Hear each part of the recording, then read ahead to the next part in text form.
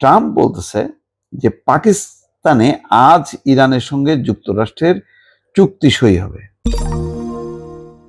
কি অদ্ভুত দেখেন আলোচনা এবং শান্তি চুক্তি ইসলামাবাদে, যেখানে এখনো ইরানের প্রতিনিধি দল যাবে কিনা তার কোনো ঘোষণা নেই, বরং নেগেটিভ ঘোষণা যে মানে ইরানের যাওয়া অনিশ্চিত। সেখানে জেডি ভ্যান্স ভাইস প্রেসিডেন্টের নেতৃত্বে মার্কিন প্রতিনিধি দল রওনা হয়েছে।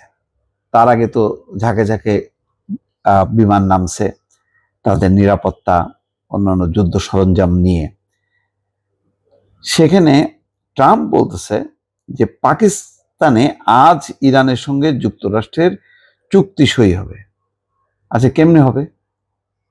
ইরানের প্রতিনিধি দল এখনো ইরানে রয়ে গেছে।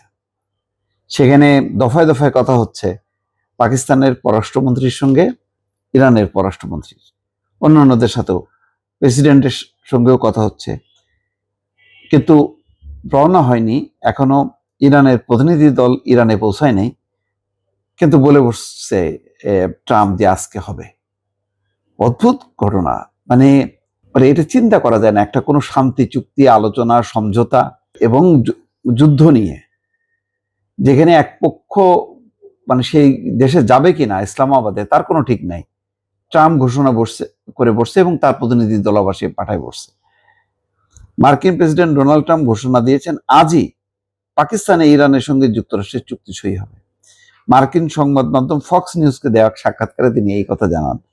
এর আগে নিউ ইয়র্ক পোস্টে দেওয়া সাক্ষাৎকারে বলেন, ইরানের সঙ্গে আলোচনায় অংশ নিতে মার্কিন ভাইস প্রেসিডেন্ট জেডি ভ্যান্সের নেতৃত্বে মার্কিন প্রতিনিধি দল ইতিমধ্যে ইসলামাবাদের পথে রয়েছেন। মার্কিন প্রতিনিধি দল ইসলামাবাদের পথে থাকলে ইরান এখনো পাকিস্তানে প্রতিনিধি দল পাঠানোর বিষয়টি নিশ্চিত করেনি। নিউ ইয়র্ক পোস্টে দেওয়া সাক্ষাৎকারে ট্রাম্প যেটা বলছে, যদি অগ্রগতি অর্জিত হয় তাহলে ট্রাম্প ইরানের শীর্ষস্থানীয় নেতাদের সঙ্গে সাক্ষাতে প্রস্তুত। অর্থাৎ ট্রাম্পও সাক্ষাতে প্রস্তুত। একবার কিন্তু বলছিল যে তিনি নিজেই যাবেন চুক্তি সই করতে। হয়তো এরকম একটা কোনো ইয়ে থাকতেও পারে। যদি ফাইনাল হয়ে যায় তাহলে ট্রাম্প হাজির হবে এবং সেইটার একটা ক্রেডিট নেওয়ার চেষ্টা করবে যে তার উপস্থিতিতে এরকম একটা চুক্তি হয়েছে, ঐতিহাসিক চুক্তি, যার কৃতিত্ব তার, এবং এই কারণে তাকে নোবেল পুরস্কার হিসাবে দেওয়া উচিত, নোবেলে বিবেচনা করা উচিত তার বিষয়টি। জেডি ভ্যান্স, উইটকফ, কুশনার এবং মার্কিন আলোচক দলের সদস্যরা পাকিস্তানের উদ্দেশ্যে যাত্রা করেছেন। তারা কয়েক ঘন্টার মধ্যে ইসলামাবাদে পৌঁছাবে। আমরা ইরানের সঙ্গে আলোচনা করার কথা, তাই আমরা ধারণা এই পর্যায়ে কেউ অন্য কোনো খেলা খেলছে না।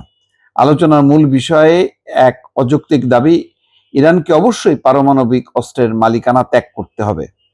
করবে? ইরান তো পরিষ্কারভাবে বলছে, প্রশ্নই ওঠে না। ইরানকে অবশ্যই পরমাণু অস্ত্র তৈরির উচ্চাকাঙ্ক্ষা ত্যাগ করতে হবে, এই বিষয়ে কোনো আপোষ করা হবে না।